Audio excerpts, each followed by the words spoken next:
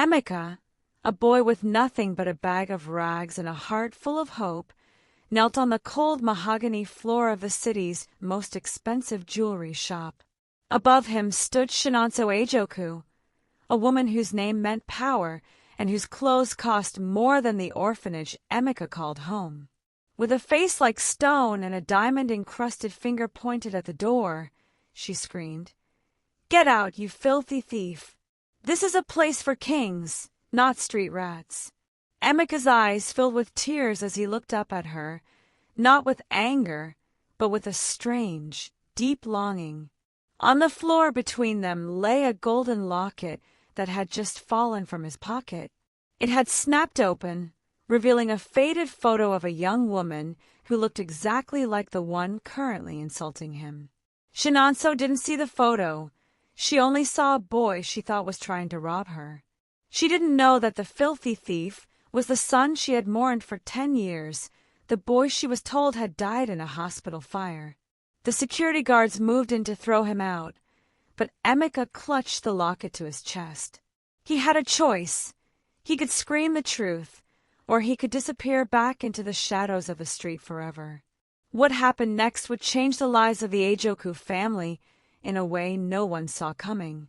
Sit back, subscribe, and witness the power of a mother's forgotten blood.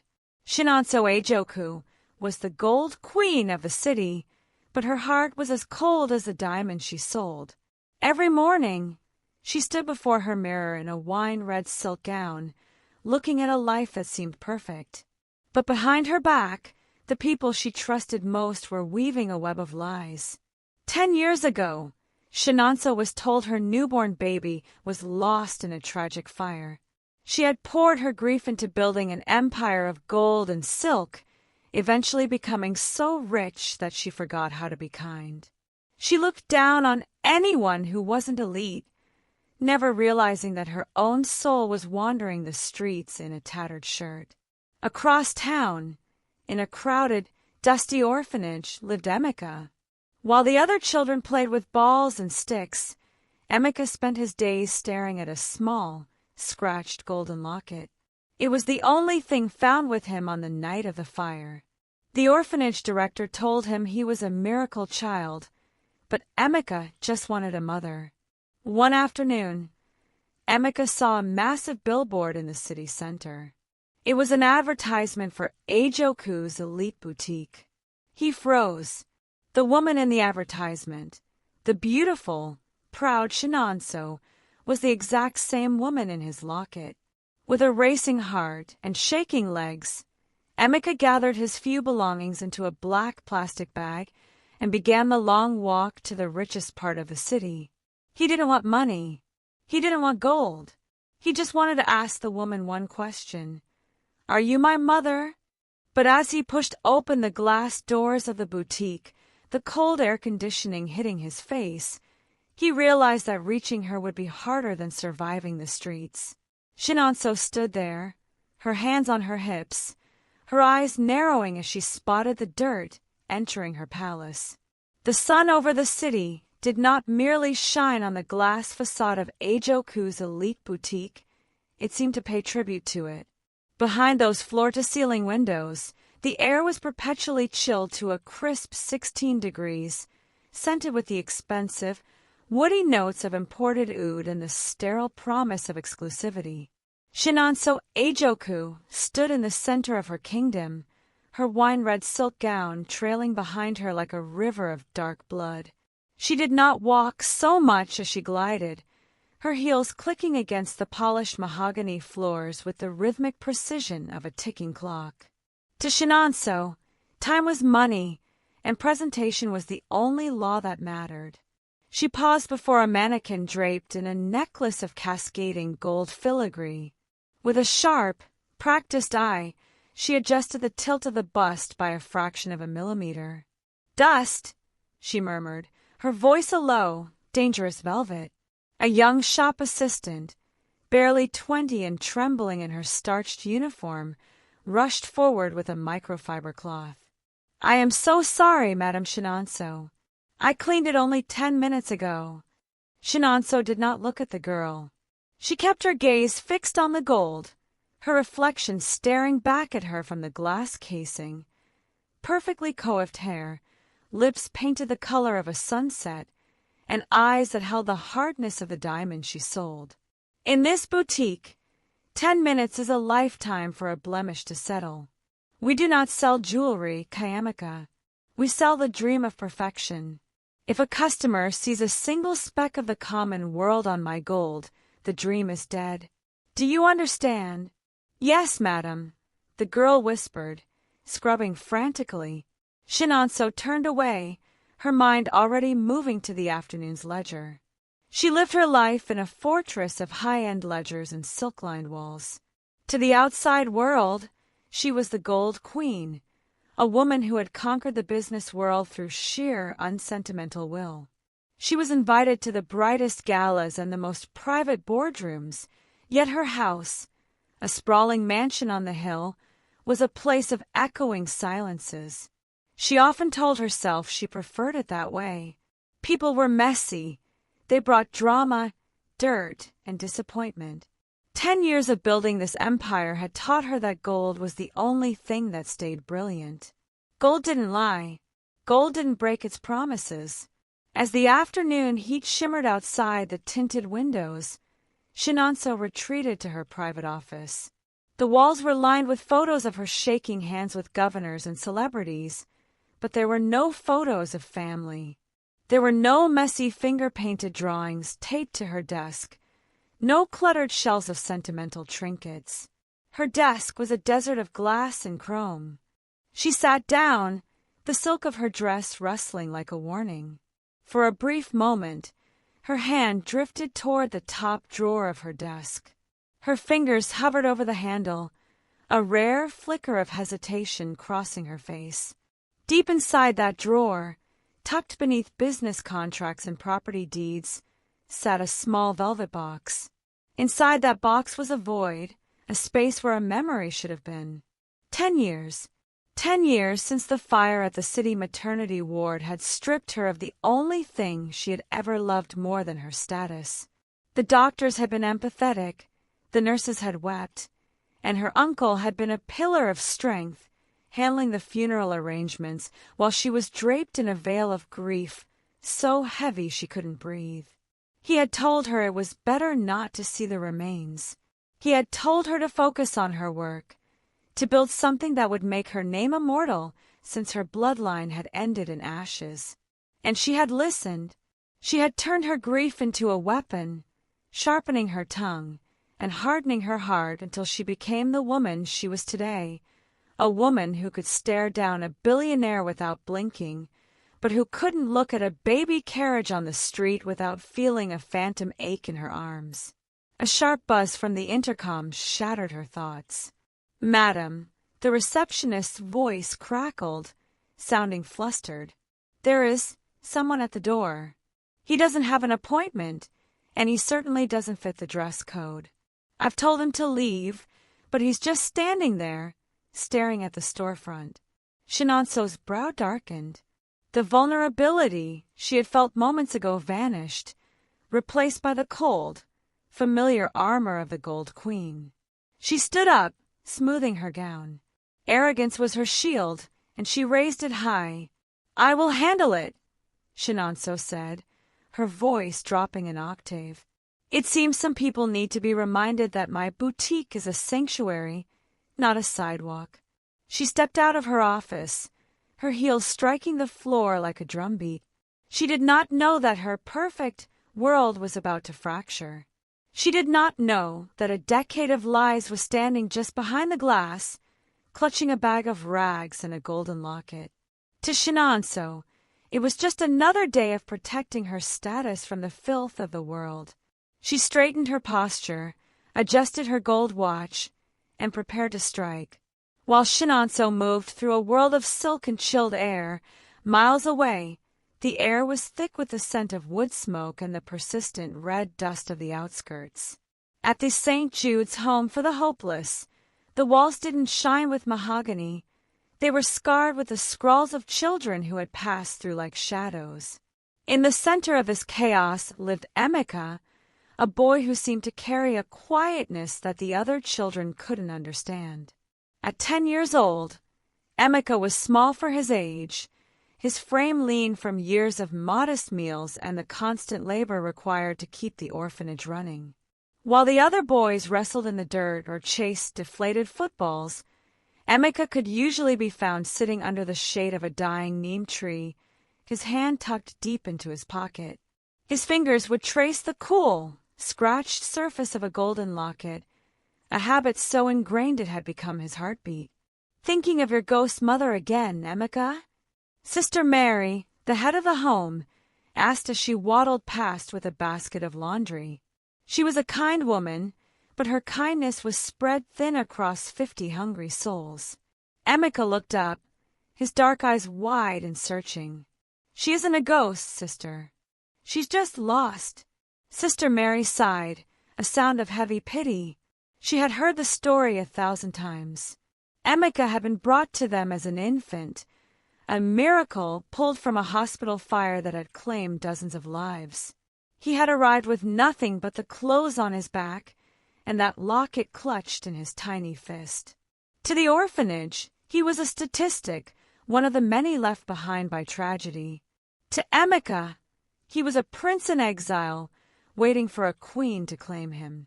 Inside the locket was a photograph, faded by time but preserved by his devotion. It showed a young woman with high cheekbones and a gaze that seemed to look right through the camera into his very soul. He didn't know her name, but he knew her face better than his own.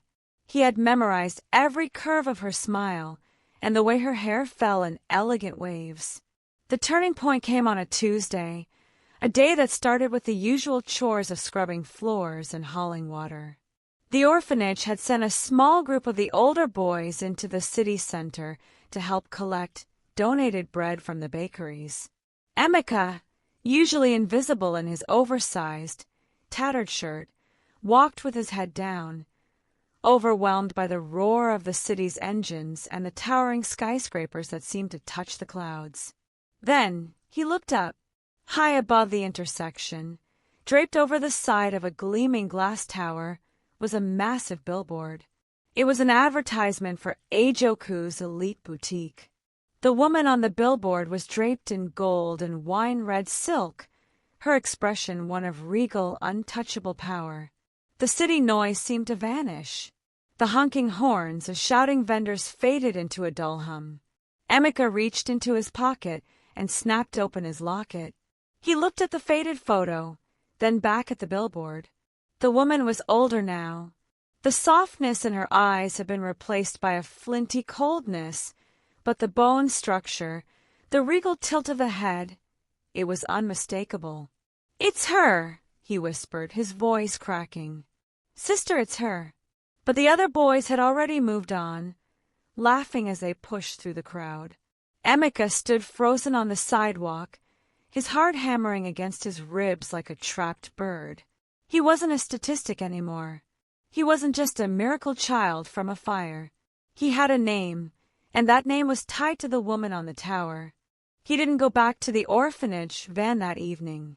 Instead, he waited until the sun began to dip below the horizon, casting long, golden shadows across the pavement. He tucked his few possessions, a worn blanket, a crust of bread, and a spare shirt, into a black plastic bag he had found in the trash. He tied the bag tightly, slung it over his shoulder, and began to walk toward the part of the city where the buildings grew taller and the cars grew shinier. The journey took hours. His feet ached in his thin, rubber slippers, and the night air turned chilly, but the fire in his chest kept him moving. He navigated by the billboards, following the face of the woman like a sailor following the North Star. He passed through neighborhoods where the gates were topped with jagged glass and eventually reached the district of gold and marble. Every time a police car passed or a security guard glanced his way, Emeka pulled his bag tighter and shrunk into the shadows. He knew how the world saw him, a street rat, a nuisance, a threat. But he held onto the locket like a shield. If he could just show her the photo, she would know. She would see the miracle he was told he was. As the first light of dawn began to touch the city, Emeka found himself standing before a storefront that looked like a palace. Ajoku's elite boutique. Through the glass, he could see mannequins adorned in treasures he couldn't even name. He saw the wine-red silk from the billboard. He sat on the curb, his stomach growling, waiting for the doors to open. He didn't look like a son. He looked like the very thing the woman inside spent her life trying to avoid. He wiped the dust from his face with his sleeve, trying to make himself presentable for the queen. He didn't realize that in the world of Chinonso Ajoku, a dusty face was a crime, and a tattered shirt was an insult. He stood up as the heavy glass doors were finally unlocked by a nervous young girl in a uniform. Emeka took a deep breath, clutched his plastic bag, and stepped into the chilled, scented air of the boutique. He didn't know that he was walking into a storm. He didn't know that the woman he called mother was about to become his greatest enemy. He only knew that for the first time in 10 years, he was home. Or so he thought. The cool, oud-scented air of Ajoku's elite boutique hit Emeka's face like a physical blow, a stark contrast to the humid, dusty street he had just left. He stepped tentatively onto the polished mahogany floor, his thin, rubber slippers making no sound against the wood. In one hand, he clutched the knot of his black plastic bag, the rustic bundle looking like a stain against the pristine, minimalist decor. With the other, he squeezed the golden locket inside his pocket, drawing courage from its familiar weight. He looked around in awe at the glass cases gleaming with gold and diamonds, jewels that seemed to hold the light of 1,000 suns. Near the back of the shop, a woman stood by a mannequin, adjusting the drape of a heavy gold necklace. She was stunning, wrapped in a wine-red silk gown that poured around her like liquid fire. It was the woman from the billboard. It was the face from his locket, come to life. "Mother!" Emeka whispered, the word tasting strange and wonderful on his tongue. The woman didn't hear him. She was busy scolding Emeka, the young assistant from the previous day. "How many times must I tell you? Dust is the enemy of desire. Wipe it again." Emeka took a step forward, then another. The scent of the boutique was overwhelming, a mix of expensive perfume and wealth itself.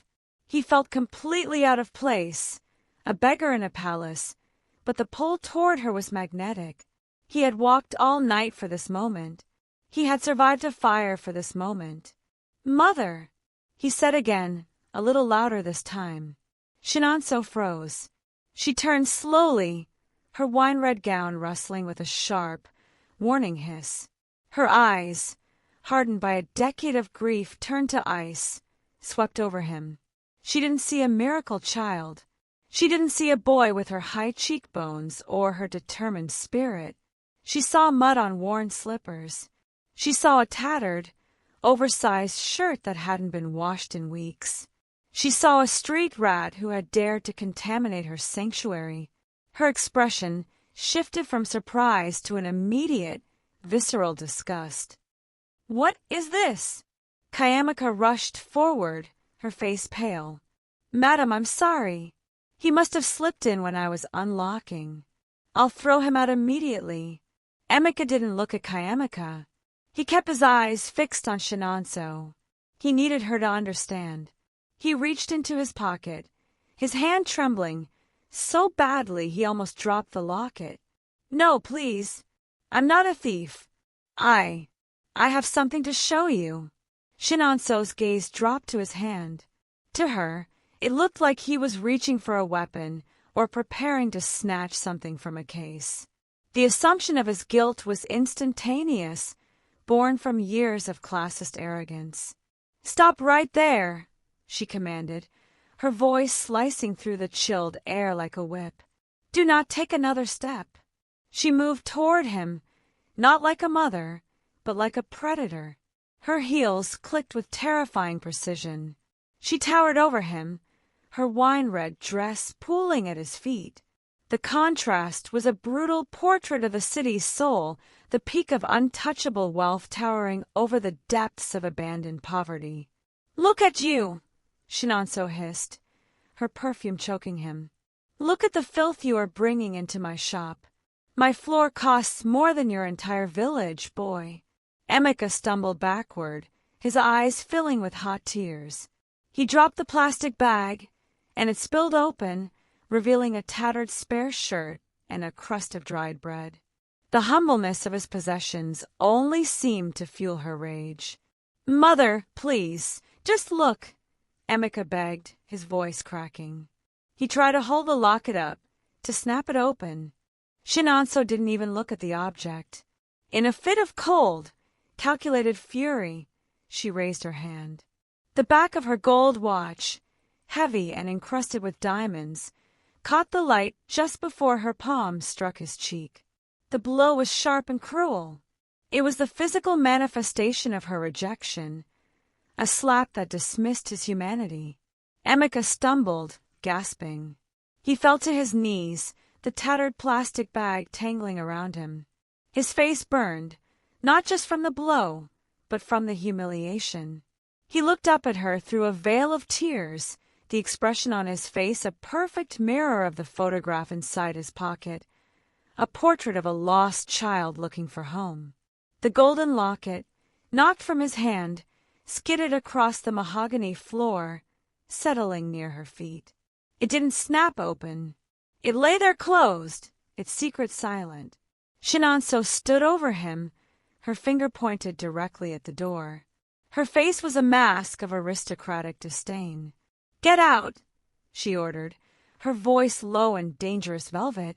"Get your filth and your rags out of my sight. If I ever see you near the shop again, I will not just slap you. I will have you locked in a cell where you belong. Now get out." Emeka looked at her for one last, long moment, imprinting her cruelty onto his heart.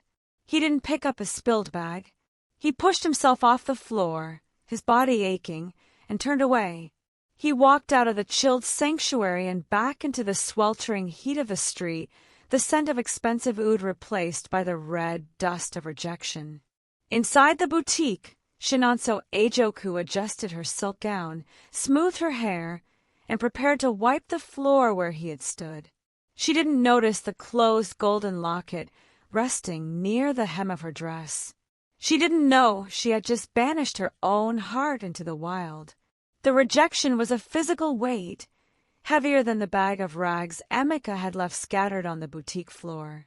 As he pushed through the heavy glass doors, the transition from the artificial chill of Chinonso's world to the sweltering, midday heat of the city was suffocating. Tears blurred his vision, turning the vibrant colors of the street into a jagged smear of neon and gray. His cheek throbbed where her diamond-encrusted watch had grazed him, a stinging reminder that the woman in the billboard was a fantasy, while the woman in the shop was a nightmare. "She didn't even look," he choked out, his voice swallowed by the roar of the afternoon traffic. "She didn't even let me show her." Emeka stepped onto the curb, his mind a chaotic whirl of grief and confusion. He felt untethered, a miracle child who had finally found a star only to realize it was a cold, dying sun. He didn't notice the sleek, silver sedan swerving to avoid a delivery bike. He didn't hear the screech of tires against the sun-baked asphalt or the frantic blare of a horn. His hand reached instinctively for his pocket, seeking the comfort of the locket, but his fingers met only empty air. Panic surged through him, sharper than the slap. The locket! He turned back toward the boutique, his eyes scanning the pavement, his small frame darting into the street without a thought for the metal giants hurtling toward him. The impact was not like the movies. There was no cinematic explosion. It was a dull, sickening thud, the sound of iron meeting bone. Emeka was tossed into the air like a discarded doll, his tattered shirt fluttering briefly before he crashed onto the pavement. The world went silent. The dust of the street rose to meet him, coating his skin in a fine, red powder that mixed with the dark crimson pooling beneath his head. Inside the boutique, Chinonso had just finished instructing Emeka to burn the rags the boy had left behind. She felt a strange, prickling sensation on the back of her neck, a cold shiver that didn't belong in a room kept at 16 degrees. Cree bash! The sound of the accident outside was muffled by the thick, soundproof glass, but the vibration shuddered through the floorboards. Chinonso paused, her hand resting on a velvet display case. "Another careless soul," she muttered, though her heart gave a sudden, erratic thump. She moved toward the window, her wine-red silk trailing behind her. She looked out at the gathering crowd, the flashing lights of a nearby patrol car, and the silver sedan stopped at an awkward angle. And then she saw him.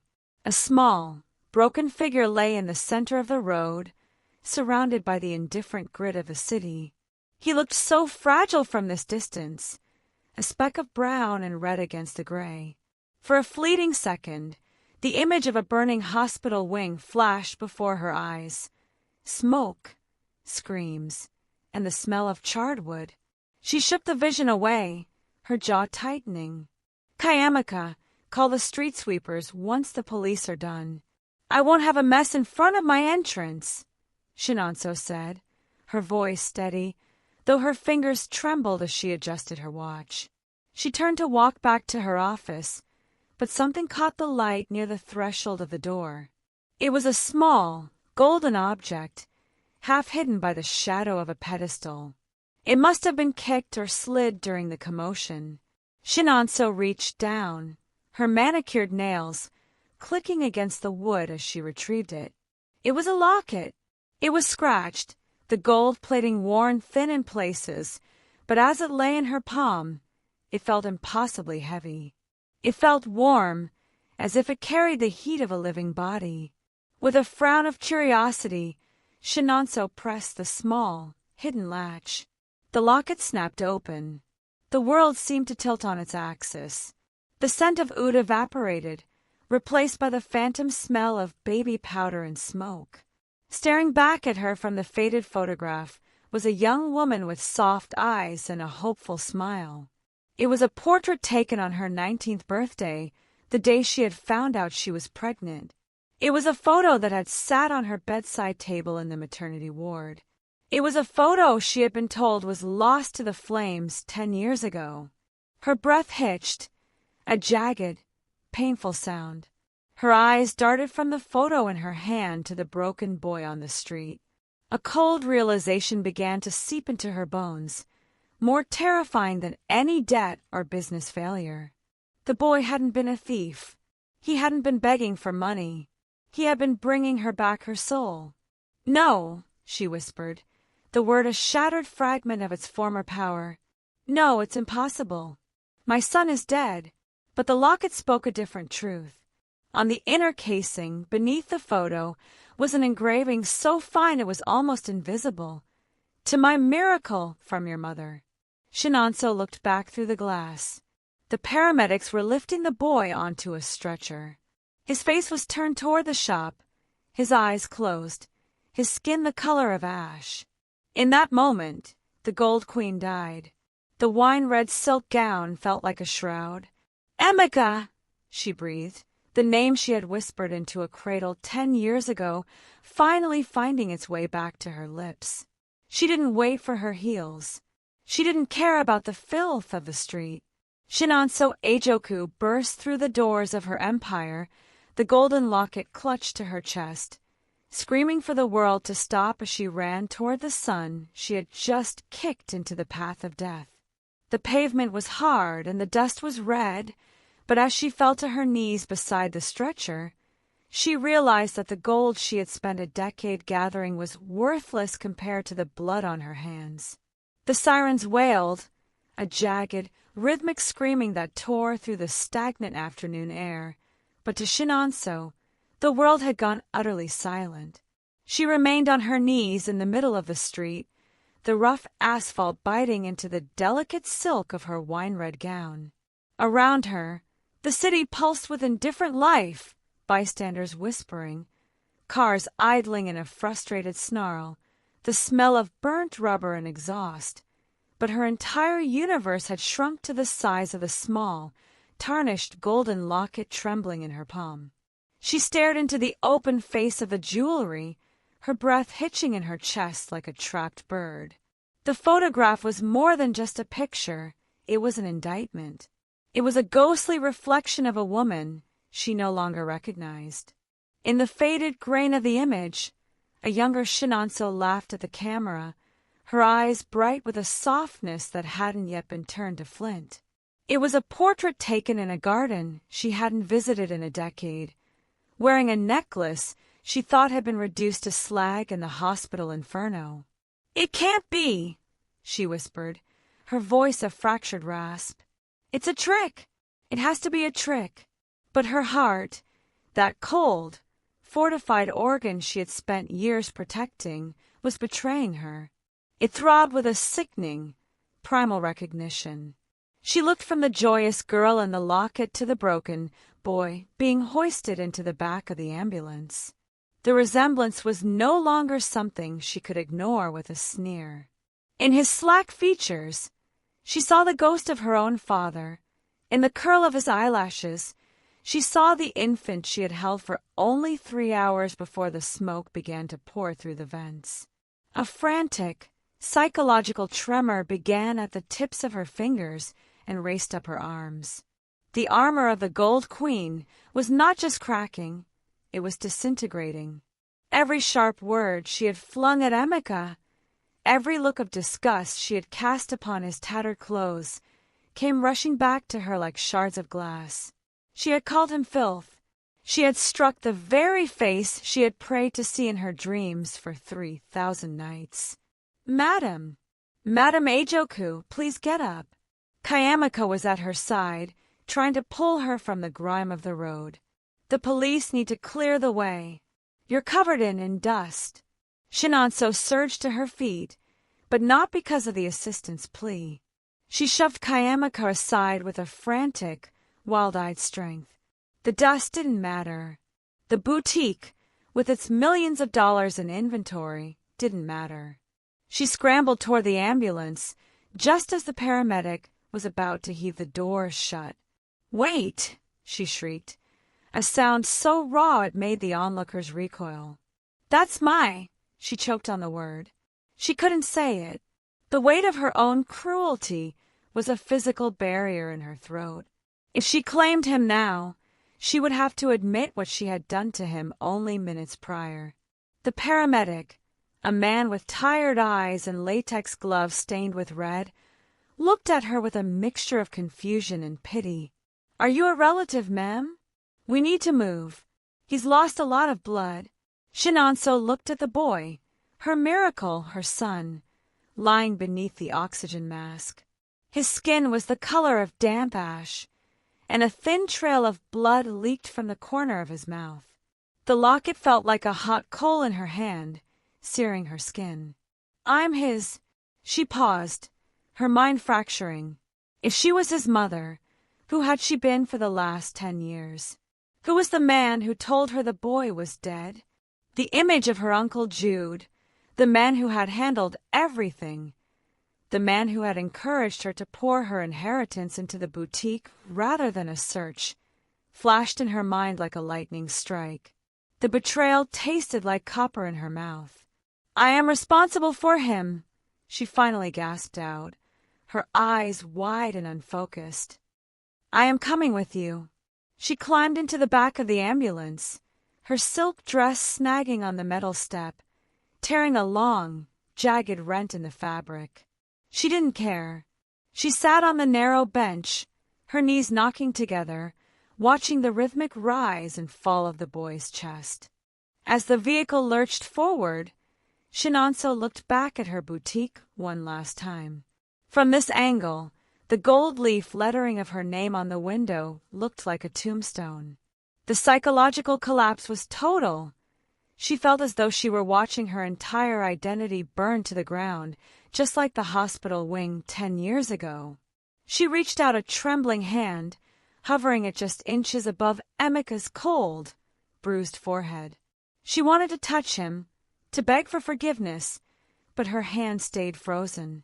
She was terrified that if she touched him, he would vanish, or worse, that he would wake up and see the monster who had pointed him toward the door. She clutched the locket, so hard the metal edges bruised her palm, staring at her own childhood face until the tears blurred the image into a smear of golden gray. The queen was dead, and in the flickering fluorescent light of the ambulance, a terrified, broken woman was being born in her place.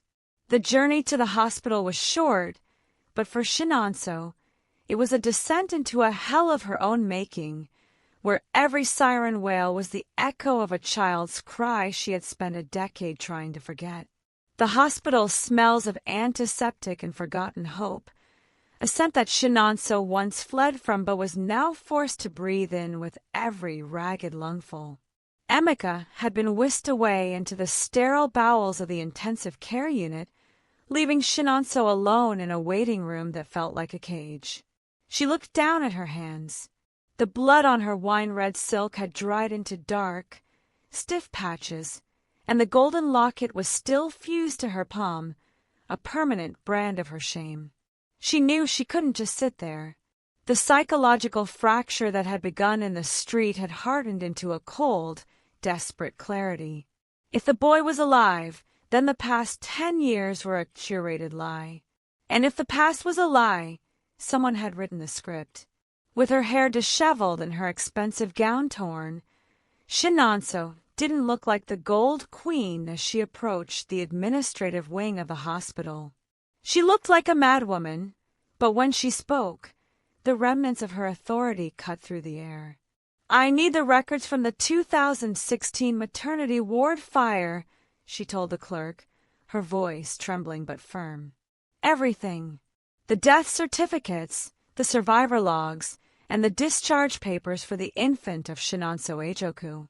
The clerk stammered, pointing toward the digital archives. "Ma'am, those records are restricted. Only next of kin or legal counsel." "I am the mother!" Chinonso erupted, the word echoing off the linoleum walls. It was the first time she had said it with conviction, and the weight of it nearly brought her to her knees. "I am Chinonso Ajoku, and I am not leaving this desk until I see the papers that killed my son." Money and a name still carried weight, even when draped in rags and blood. An hour later, she was ushered into a small, windowless room filled with the hum of old servers. A thick, manila folder was placed before her.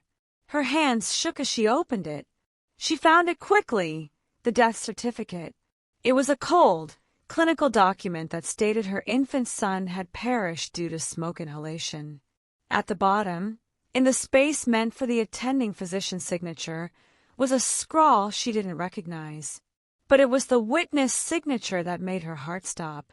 Jude Ajoku, her uncle, the man who had held her while she wailed in the hospital parking lot, the man who had whispered that the fire was an act of God, the man who had conveniently managed the distribution of her late husband's vast estate, ensuring that because there was no heir, the majority of the trust remained under his guidance, while Chinonso focused on her boutique. Chinonso pulled a small magnifying glass from her purse, a tool she usually used to inspect the clarity of diamonds. She peered at the official hospital seal on the bottom of the page. Under the magnification, the edges of the stamp were blurred, the ink bleeding in a way that genuine government-issued seals never did. It was a high-quality forgery, likely created in the chaos following the fire when the hospital systems were offline. A sob escaped her, a jagged sound that filled the small room. She flipped the page to the discharge and transfer logs. There, buried under a list of staff members, was a handwritten note. Unidentified infant number 402. Rescued by janitorial staff. Transferred to St. Jude's home via private transport. The private transport had been authorized by Jude. He hadn't just lied about the death. He had actively discarded the child, throwing him into the gears of the orphanage system like a piece of unwanted machinery. He had stolen 10 years of mothering, 10 years of laughter, and 10 years of Emeka's life, all to keep his hands on a bank account. Chinonso stood up so abruptly her chair clattered to the floor. The walls of the record room seemed to press in on her, vibrating with the echoes of the screams she had suppressed for a decade. She realized now that her arrogance hadn't just been a personality flaw, it had been a blindfold expertly tied by the person she trusted most. Her uncle had counted on her vanity. He had counted on her becoming so obsessed with her status that she would never look down long enough to see a child in the dirt. She clutched the forged certificate to her chest, the paper crinkling against the silk of her dress. The paper trail didn't just lead to a crime, it led to a mirror. She saw how her uncle had used her grief to build her into a monster, knowing a monster would never seek a miracle. "You used me!" she hissed into the empty room, her eyes burning with a new, lethal fire. "You let me strike my own son." She walked out of the records room, her stride lengthening. The breakdown was over, the hunt had begun. She wasn't just a grieving mother anymore. She was a woman who had spent 10 years learning how to protect her assets. And Emeka was the only asset that mattered now. As she headed back toward the ICU, Chinonso pulled her phone from her pocket and dialed a number she hadn't called in years. A high-stakes criminal lawyer who owed her a favor. The paper in her hand was a death certificate for the old Chinonso. As she watched the red light of the ICU elevator, she knew that by the time the sun set, her uncle would learn that the Gold Queen was far more dangerous when she had nothing left to lose but her soul. She reached the glass doors of Emeka's room and pressed her forehead against the cool surface, watching the rhythmic beep of the monitor. "Hold on, Emeka," she whispered, her breath fogging the glass. "I'm coming for him. And then I'm coming for you." The ICU waiting room felt like a sensory deprivation chamber, a vacuum of white light and the rhythmic, mocking hum of a nearby vending machine. Chinonso sat on a stiff plastic chair, her wine-red gown now a ruined, darkened shroud. She looked at her reflection in the darkened window and saw a stranger, a woman whose gold jewelry seemed to weigh down her very soul. In her right hand, she clutched the forged death certificate. In her left, she held the golden locket. But the most important thing she held was a small, sealed plastic vial containing a swab of her own DNA, mirrored by another taken from the boy behind the glass. The hospital's express lab was located just 3 floors below, a place where money had finally bought Chinonso the only thing she couldn't manufacture, the truth. She had paid for the fastest processing possible, an amount that would have bought a small car just to bridge the gap between perhaps and my son.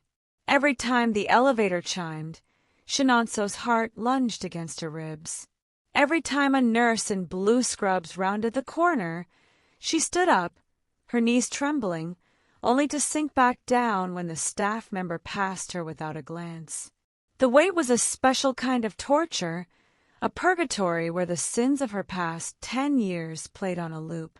She remembered the weight of the infant in the hospital wing before the smoke rose. She remembered the coldness of her own voice as she told Emeka to get out of her shop. "I struck him," she whispered to the empty room, the words a jagged confession. "I called him filth." She looked through the observation window at the boy. Emeka lay beneath a tangle of wires and tubes, his chest rising and falling with the mechanical assistance of a ventilator. His face was pale, almost translucent, but the bone structure was a haunting echo of the man she had loved and lost, the husband whose inheritance had been the catalyst for this entire nightmare. The blood truth was written in the curve of the boy's jaw and the arch of his brow, but the world required a piece of paper to validate the miracle. Hours bled into one another. The hospital began to quiet as the night shift took over. The shadows in the hallway grew long and skeletal. Chinonso found herself pacing the length of the linoleum floor, her heels discarded in a corner, her bare feet cold against the floor. She was stripped of everything, her boutique, her status, her pride. She was just a woman waiting for a ghost to become flesh. A sudden movement at the end of the hall broke the silence. A lab technician in a white coat approached, holding a single sheet of paper. He looked tired, his eyes shielded by thick glasses, but he walked with the purposeful stride of someone carrying a life-altering secret. Chinonso froze. She couldn't breathe. The air in the hallway felt thick, like the smoke from the fire 10 years ago. As the man drew closer, Chinonso felt her vision blur. This was the moment of the Great Divide. On one side of this paper, she was a lonely, bitter woman who had built a kingdom on a grave. On the other side, she was a mother with a second chance. "Madame Ajoku," the technician asked, his voice echoing in the hollow space. She couldn't speak. She only nodded, her hand reaching out, fingers trembling so violently that the paper rattled as she took it. She didn't look at the top of the page. She didn't look at the legal jargon or the lab's letterhead. Her eyes scanned down to the bottom, searching for a single number. Probability of maternity, 99.99%. The world tilted. The white walls of the ICU seemed to rush inward and then expand into a blinding, celestial light. The blood truth was no longer a theory. It was a roar in her ears. Emeka wasn't just a boy she had wronged. He was her heart, beating outside of her body, surviving in the dirt for a decade while she slept on silk. A sob, primal and agonizing, ripped from her throat. She collapsed against the wall, the paper fluttering to the floor. She had spent 10 years mourning a living child. She had allowed her Uncle Jude to turn her into a weapon against her own blood. The weight of the revelation was a physical blow, more crushing than any failure she had ever faced in business. She looked at the technician, who stood awkwardly, unsure of how to comfort a billionaire in ruins. "He's mine," she choked out, the tears finally flowing in a hot, cleansing torrent. "He's really mine." She didn't wait for a reply. She turned back toward the glass doors of the ICU, her hand pressing against the surface. The high-tension wait was over, but a new, more terrifying reality was setting in. The truth was out, but the boy was still silent. The monitors continued their steady, rhythmic beep, beep, beep, a reminder that the miracle was still fragile. "I'm here, Emeka," she whispered, her forehead resting against the cool glass. "The truth is home. Now you have to come back to me." As the first light of dawn began to gray the sky outside the hospital windows, Chinonso didn't look like a queen. She looked like a woman who had just found a diamond in a pile of ash. She picked up the DNA results and clutched them to her chest, right next to the locket. The blood had spoken, and it demanded justice. She looked toward the elevator, her eyes hardening. The wait for the truth was over. The wait for vengeance was beginning. She knew exactly where Uncle Jude would be at this hour, and she knew exactly what she was going to do to the man who had turned her son into an orphan. The early morning light filtering through the hospital's high windows was gray and unforgiving, matching the cold iron that had settled in Chinonso's heart. She sat by Emeka's bedside, her hand hovering just an inch above his pale, still fingers. She was no longer wearing the wine-red silk. She had changed into a simple, dark clinical gown provided by a sympathetic nurse, but she had never felt more armored. In her lap lay the forged death certificate, the DNA results, and the locket, the trinity of her betrayal and her rebirth. The silence of the ICU was broken by the rhythmic thud, thud, thud of polished leather shoes approaching from the hallway. Chinonso didn't need to look up to know who it was. The scent of expensive cologne, the same brand her husband used to wear, preceded the man into the room. "Chinonso, my dear girl," Uncle Jude's voice boomed, draped in a coat of false sympathy that now sounded to her like the hiss of a serpent. "I came as soon as I heard about the accident outside the boutique. To think, such a tragedy happening right on your doorstep. You must be traumatized." He stepped into the room, his silver hair perfectly coiffed, his suit pressed and expensive. He looked at the boy in the bed with a flicker of annoyance, as if Emeka were a stain on an otherwise perfect morning. He didn't notice the two men in plain clothes standing in the shadows of the corner, or the way Chinonso's knuckles were white as she gripped the hospital chair. "It is a tragedy, uncle," Chinonso said, her voice a low, vibrating calm that should have warned him. "But the accident isn't the biggest shock of the day. I found something on the pavement, a piece of the past." She slowly held up the golden locket. Jude's face didn't crumble immediately. He was a master of the mask. But his eyes widened by a fraction, a microscopic tell of the panic rising beneath his skin. "A locket? Chinonso, you're exhausted. You're seeing ghosts and street trash. Let the hospital staff handle this charity case. You have a business to run. This charity case has a name, Jude," she hissed, standing up. The sheer force of her movement made him take a half step back. "His name is Emeka, and he isn't a ghost. He is a miracle." She tossed the DNA results onto the bed. 10 years, Jude. 10 years you let me believe I was a childless widow. You took my grief and turned it into a wall, so high I couldn't see over it. You fed my pride until I became a monster who didn't recognize my own blood. Why? Was the estate not enough? Was the power over the trusts worth more than a child's life? Jude's face curdled. The mask of the benevolent uncle slipped, revealing the jagged greed underneath. "I did what was necessary for the family name, Chinonso. You were a wreck. You couldn't have raised a child and built an empire. I saved you from a life of domestic mediocrity. What was he? Just a boy in an orphanage. He was happy there until he started poking around where he didn't belong. He was an orphan because you made him one." Chinonso screamed, the sound echoing through the sterile ward. Jude sneered, his voice dropping to a jagged whisper. "And who will believe you? A broken woman in a hospital? I handle those records myself. They are airtight. Not as airtight as a forensic audit of a forged seal, uncle," she replied, her eyes burning with a lethal satisfaction. At her signal, the two men in the corner stepped forward. One produced a badge, the other a pair of handcuffs. Jude's face went the color of curdled milk. He looked at the exit, then at the officers, his bravado vanishing like smoke in a breeze.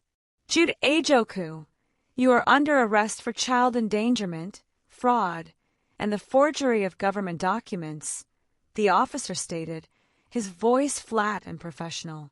As they moved to secure his hands, Jude turned back to Chinonso, his voice desperate. "Chinonso, wait. Think of the scandal. Think of the boutique. This will ruin everything we've built." Chinonso walked right up to him, her face inches from his. The gold queen was gone, replaced by a mother who had found her teeth. "The boutique is just glass and stone, Jude. You can't ruin a woman who has already burned her own world down to find her son." She watched as they led him away, his protests dying out as the heavy ICU doors swung shut. The silence that followed was heavy, but it was no longer hollow. She turned back to the bed and finally, for the first time, she allowed herself to touch him. She took Emeka's small, bruised hand in hers and pressed it to her cheek. "He's gone, Emeka," she whispered into the quiet room. "The man who hid you is gone, and I am never letting you go again." Just then, a small, jagged sound broke the rhythm of the machines. Emeka's fingers twitched against her skin. His eyelids fluttered, a sliver of dark brown appearing beneath the lashes. The confrontation was over, the villain was in chains, and as the sun finally broke through the morning clouds, Chinonso realized the truth. The greatest jewels weren't in her shop. They were waking up in front of her. The transition from the sterile, rhythmic beeping of the hospital to the profound silence of the Ajoku mansion was the first true breath Chinonso had taken in a decade. When the heavy oak doors of her estate swung open, she didn't see the cold museum of success she had painstakingly curated. Instead, she saw a house that was finally, after 10 years of mourning, becoming a home. Emeka woke up slowly, his senses returning in layers. He expected the scratchy wool of an orphanage blanket and the distant sound of 50 other children stirring in a dormitory. He expected the smell of burnt porridge and the ache of a floor that never quite stayed warm. Instead, he felt the cool, whisper-soft embrace of Egyptian cotton. He smelled jasmine and the faint, lingering scent of the expensive oud he had first encountered in the boutique, the scent that had once signaled his rejection, but now felt like a protective shroud. He opened his eyes and blinked against the soft, golden sunlight streaming through velvet curtains. The room was vast, filled with furniture that looked like it belonged in a storybook, but his gaze immediately landed on the woman sitting in a chair beside his bed. Chinonso was not wearing silk. She was dressed in a simple, soft cotton robe, her face scrubbed clean of the heavy makeup that had been her mask for so long. In her lap sat a bowl of warm broth and the golden locket, its hinge now repaired and polished.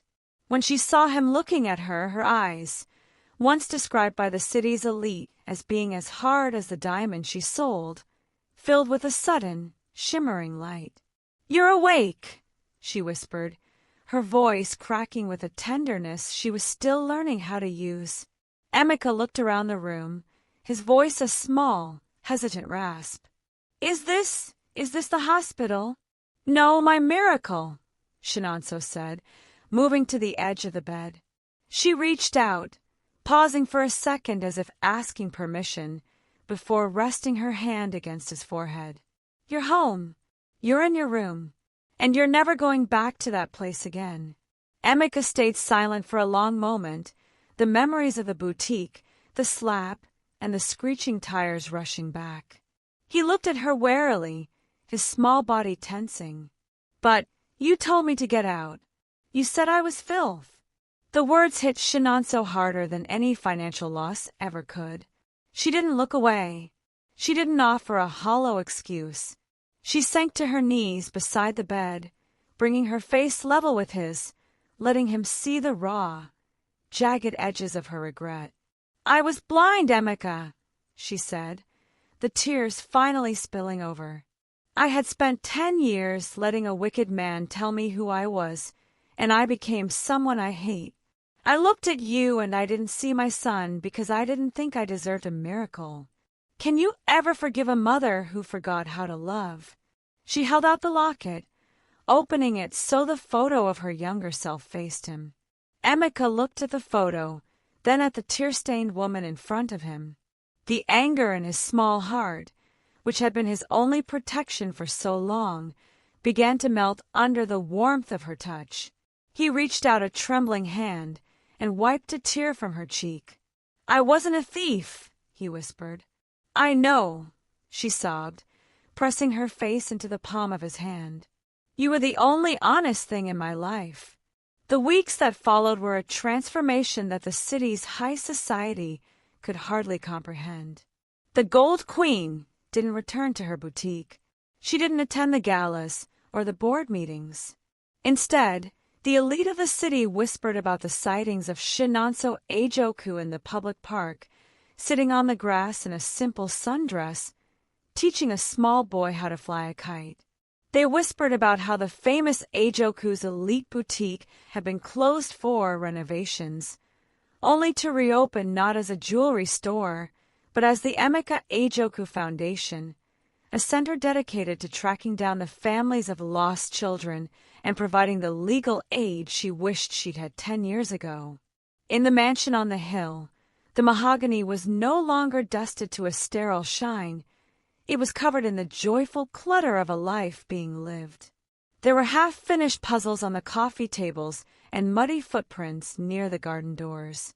Chinonso found that she no longer cared about the dream of perfection. She had traded her diamonds for the sound of a child's laughter in the hallway, and her silk for the feeling of a small hand holding hers as they walked through the garden. One evening, as the sun set over the city, painting the sky in shades of violet and orange, Emeka sat on the porch steps with the golden locket around his neck. Chinonso sat beside him, pulling him close into the crook of her arm. For the first time in 10 years, the hole in her heart wasn't filled with gold or status. It was filled with the rhythmic, steady breathing of the boy who had survived the fire to save her. "Mother," Emeka asked, looking up at the stars. "Yes, my son. Does the locket still have a secret?" Chinonso smiled, kissing the top of his head. "The secret is that we were never really apart, Emeka. You carried my face in your pocket, and I carried your ghost in my heart. Now we just carry each other." They sat in the quiet of their home, two survivors of a storm that had tried to drown them both, finally anchored in the only wealth that truly mattered.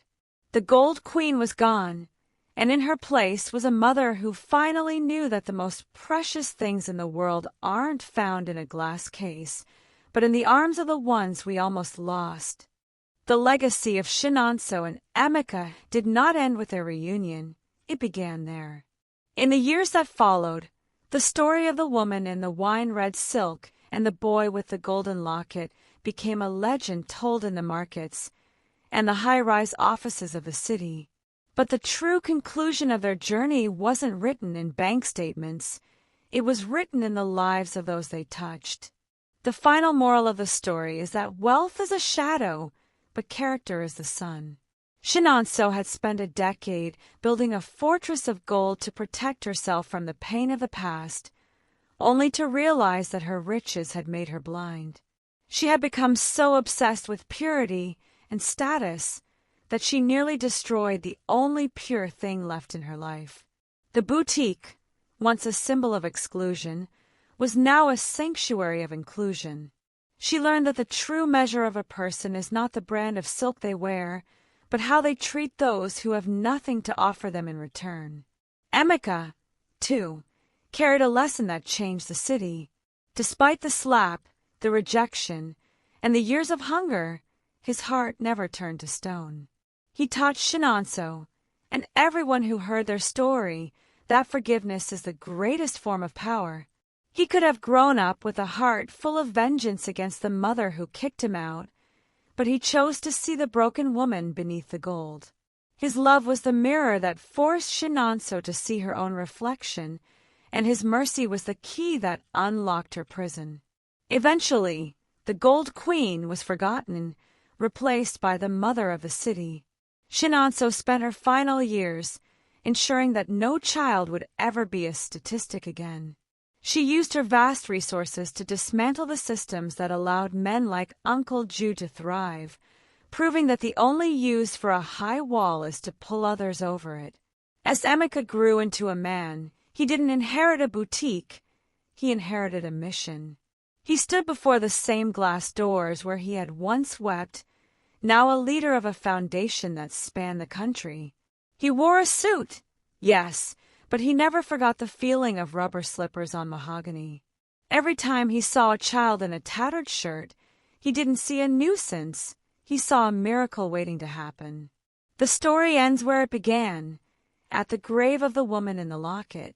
Chinonso and Emeka stood there, hand in hand, placing a single white rose on the headstone. They weren't mourning a death anymore. They were celebrating a resurrection. They had learned that while fire can destroy buildings and forgeries can steal fortunes, nothing can burn the bond of blood or silence the truth of a mother's love. They walked away from the cemetery, leaving the gold and the ghosts behind, stepping into a future where the only thing that mattered was the warmth of the hand they were holding. For in the end, they found the greatest truth of all. The things we throw away are often the very things we need to save us.